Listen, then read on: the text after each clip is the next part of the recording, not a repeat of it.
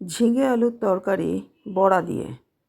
এটা মটর ডালের বড়া, নুন মিষ্টি কাঁচা লঙ্কা দিয়ে ভালোভাবে মেখে ছোট ছোট আকারে বড়াগুলো ভেজে তুলে নিলাম। এরপর দিয়ে দিলাম জিরে, একটা বড় এলাচ, দারচিনি, শুকনো লঙ্কা, তেজপাতা।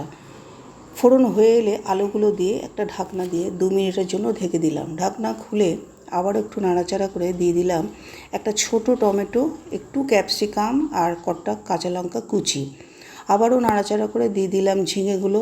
এরপর দিয়ে দিলাম পরিমাণ মতো নুন, হলুদ, মিষ্টি, কাশ্মীরি লঙ্কা গুঁড়ো, ধনে জিরে গুঁড়ো দিয়ে আবারও নাড়াচাড়া করে একটা ঢাকনা দিয়ে মিনিট 5-এর জন্য ঢেকে দিলাম। ঝিঙে থেকে যেটুকু জল বেরিয়েছে তাতেই অনেকটাই সিদ্ধ হয়ে গেছে। এরপর আবারও তৈরি করা বড়াগুলোর মধ্যে হাফ কাপ জল দিয়ে তরকারির মধ্যে ঢেলে দিলাম। এই নাড়াচাড়া করে মিনিট 5-এর জন্য আবারও ঢেকে দিলাম।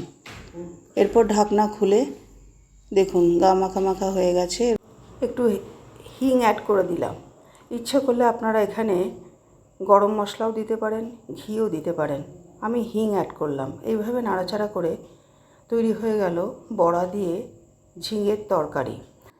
ঝিঙের নিজস্ব কোনো স্বাদ নেই, তাকে স্বাদ করে খেতে গেলে এভাবে বানিয়ে খান, বেশ লাগবে।